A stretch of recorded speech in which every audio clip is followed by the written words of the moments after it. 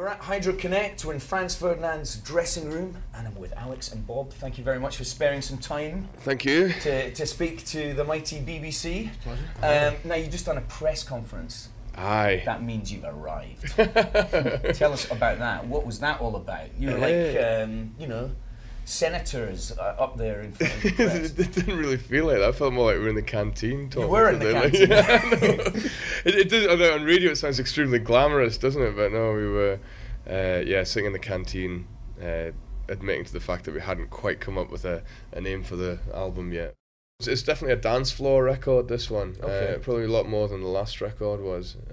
And production-wise, who's been working on it? It's a guy called Dan Carey, who's been working on the record, and Dan's been amazing. Like, it's like, so guys that he's worked with recently, you'd know, like Santo Gold or Hot Chip, and who else has he been doing stuff? He worked with Kylie as well. Oh yeah, he did. You remember that song "Slow" that Kylie did? He wrote and produced that one. I think it was his biggest thing that he did before. Anyway, he's great, and he did lots of things with guys like Sly and Robbie and the Mad Professor and Lee Perry, and so. Although it's not a reggae album, there's definitely dub elements that have been brought in, which like, I mean he goes wild with the spring reverb and the space echo. He's fantastic on that sort of stuff. So yeah, there's I guess that adds to the psychedelic flavour of it. In fact, he's got this. You'd love his studio. Like, he's got so many great things set up. Like he has things like a super slinky hanging from the ceiling, like with a speaker at one end and a microphone at the other. Just to get like in it. No, I think it's his idea. Right. Like just these kind of crazy ideas, and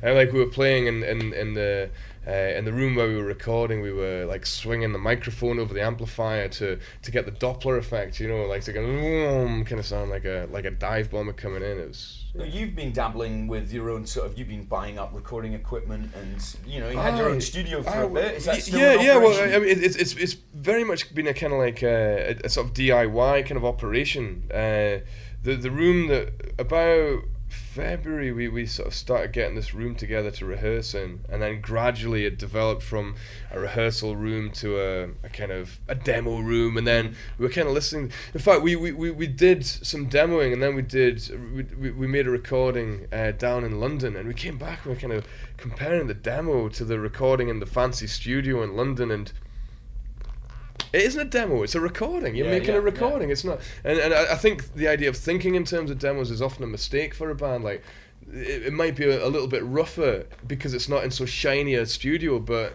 it's a documentation of what you sound like. And exactly. It's the performance. It's the performance that's good, and this is a place that had evolved around us and the way that we are with each other, and it's And maybe it's not a shiny studio. Have any of those recordings made it onto the record? Or as B-sides or anything like that? I mean, I think this record's a real mixture of some super hi-fi that's come from Dan, but also some real kind of lo-fi stuff's in there as well. Like, there's a song called Twilight Omens on the record, and elements of that came about from.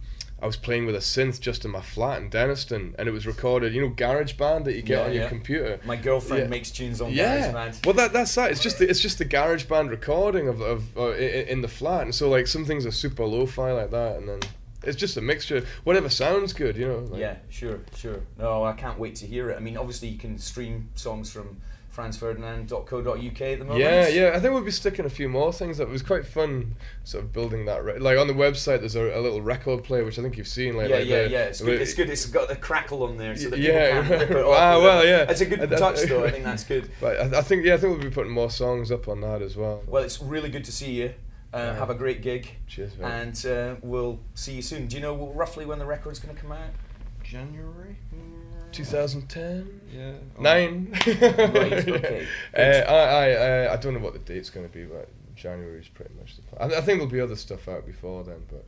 Well, I always like the artwork and everything that accompanies it as well. So I look forward to it. Enjoy your gig, and thanks for chatting to us. Thanks, Rick.